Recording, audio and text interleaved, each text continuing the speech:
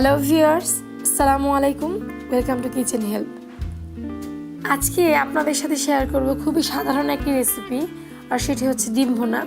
এটি সবাই কম বেশি রান্না করে থাকেন বাসায়, বাট আমি আমার রেসিপিটি শেয়ার করলাম তাদের জন্য যারা এই সিম্পল ডিশটাকে একটু ভিন্নভাবে টেস্টি করে খেতে চায়। So let's go to my kitchen.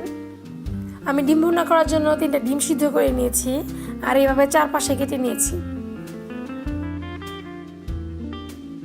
এখন হাফ চা চামচ মরিচের ফাঁকি, হাফ চা চামচ ধনিয়া, হাফ চা চামচ হলুদ ও পরিমাণ মতো লবণ দিয়ে এগুলোকে মেখে নিব।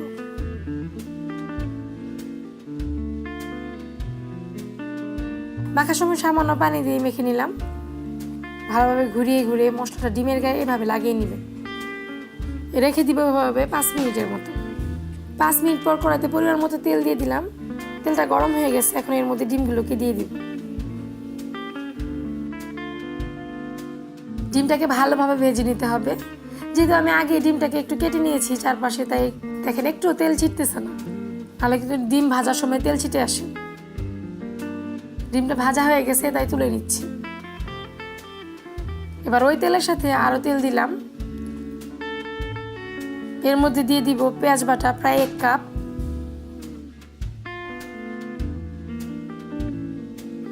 রসুন বাটা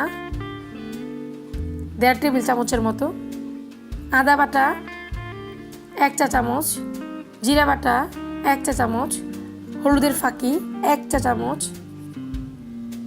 মরিচের ফাঁকি 2 চা চামচ, ধনিয়ার ফাঁকি 1.5 টেবিল চামচের মতো। মরিচটা আপনারা ইচ্ছা করলে কম বেশি দিতে পারেন, ডিপেন্ড করছে আপনাদের টেস্টের উপর।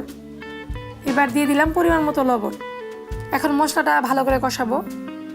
ডিম ভুনা রান্নাটা একটু ভাজা ভাজা না হলে কিন্তু ভালো লাগে না, তবে একেবারে শুকনো নয়, একটু নরম নরম হবে এই মশলাটা, তাহলে ভালো লাগবে। মশলাটা অনেকক্ষণ ধরে কষিয়েছি। এবার সামান্য পানি অ্যাড করলাম।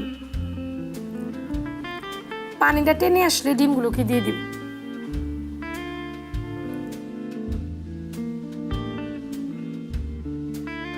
এখন 2টা আস্ত কাঁচামরিচ দিয়ে দিচ্ছি। মশলা সহ ডিমটাকে আবারও কিছুক্ষণ ভাজবো। যখন মশলাটা ডিমের সাথে প্রায় লেগে লেগে আসবে মনে হবে, তখন নামিয়ে নিব। এবার একটা তাওয়া বসিয়ে দিলাম, সামান্য তেল দিয়ে দিলাম, আর তেলটা গরম হয়ে গেলে এর মধ্যে রসুন কুচিগুলো দিয়ে দিচ্ছি। রসুনটা লালচে করে ভেজে ডিম ভুনাতে দিয়ে দিব। ব্যাস, হয়ে গেল মজাদার ডিম ভুনা। কিচেন হেল্পের সঙ্গে থাকার জন্য অসংখ্য ধন্যবাদ। আল্লাহ হাফেজ।